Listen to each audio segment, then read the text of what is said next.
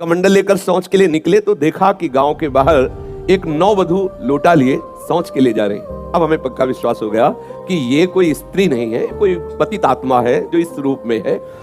राधे राधे दोस्तों, एक बार की बात है जब प्रेमानंद जी महाराज सुबह सुबह कमंडल लेकर शौच करने के लिए जंगल में जा रहे थे।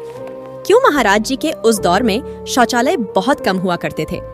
तब सभी लोग खुले में शौच जाया करते थे।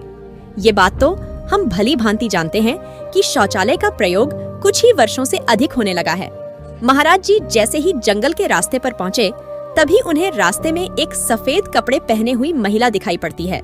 महाराज जी को लगा कि यह महिला भी शौच करने जा रही है, तो महाराज जी ने मन में सोचा कि ये महिला जिधर जाएगी मैं उसके विपरीत चला जाऊंगा। तो महाराज जी धीरे धीरे चलने लगे। साथ में ही वह आत्मा महिला भी महाराज जी के साथ साथ चलने लगी।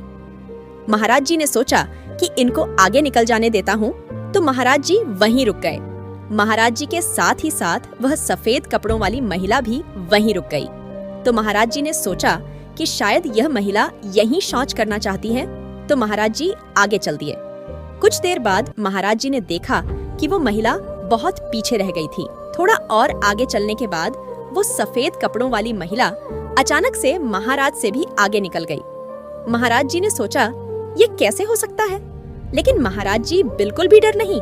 महाराज जी ने सोचा कि ये शायद मेरे मन का वहम है, इसलिए महिला मुझसे आगे निकल गई है। और महाराज जी आगे की ओर चल पड़े। थोड़ा और आगे चलने के बाद महाराज जी ने गौर किया कि ये महिला कभी मेरे आगे, कभी मेरे पीछे और कभी दाएं बाएं आ रही।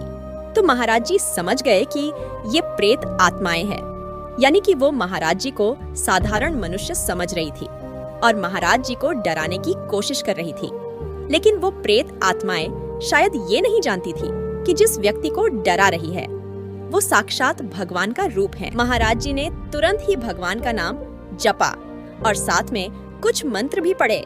महाराज जी के मंत्र पढ़ते ही वो सफेद कपड़ों वाली महिला तुरंत गायब हो गई। महाराज जी के जीवन से जुड़ी इस घटना के बारे में क्या सोचते हैं?